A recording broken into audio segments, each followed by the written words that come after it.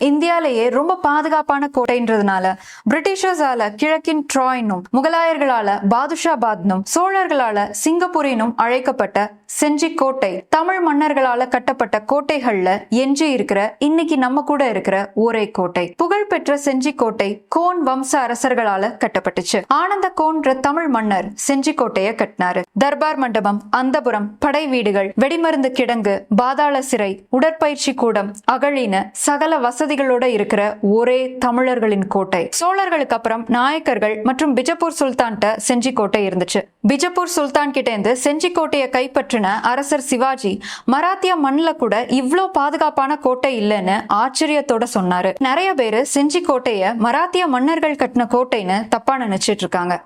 அது நம்ம தமிழ் மன்னர்களுடைய கோட்டை. இன்னைக்கு யுனெஸ்கோ உலக பாரம்பரிய சின்னத்துல தஞ்சை பெருவுடையார் கோவில், மாமல்லபுரம் கோவில் வரிசையில நம்ம செஞ்சி கோட்டையும் இணைஞ்சது தமிழ் மன்னர்களுடைய புகழ உலகமெங்கும் பறைசாற்றுது.